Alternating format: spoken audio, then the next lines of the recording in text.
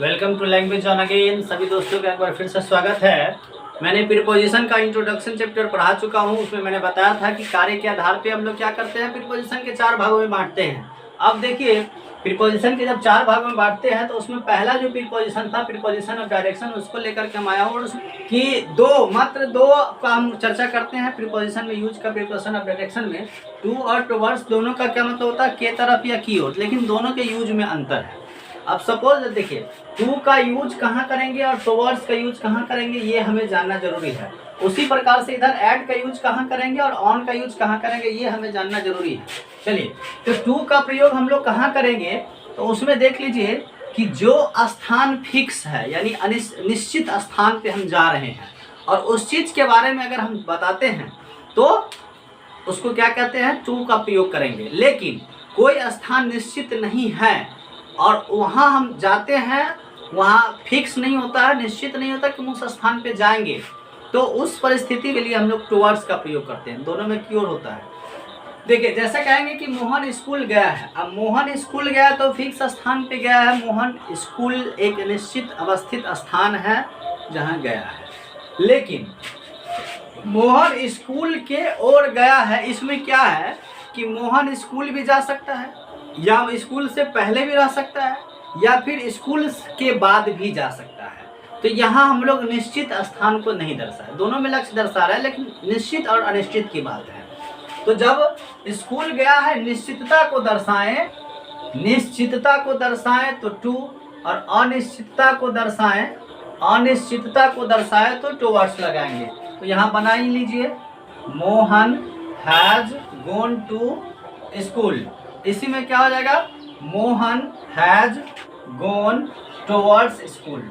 देखिए कैसे बना, Mohan has gone towards school. चूंकि वो स्कूल के तरफ क्या स्कूल जाएगा इसकी कोई गारंटी नहीं है। अब आइए एट और इन ऑन में, इस दोनों का प्रयोग हम लोग लक्ष्य बताने के लिए करते हैं अगर डायरेक्शन में करते हैं तो।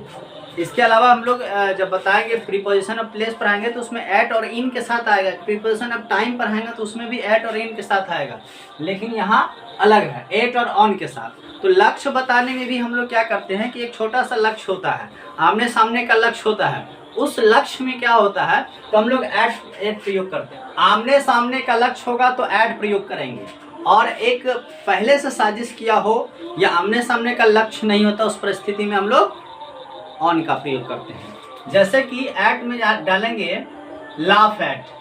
अब देखिए, हंसना है तो किसी के ऊपर हंसिएगा तो आमने सामने के ऊपर हंसिएगा, कोई आमने आपके सामने होगा। विंक एट, विंक मतलब पता है, विंक मतलब होता है आंख मारना, कनखियाना।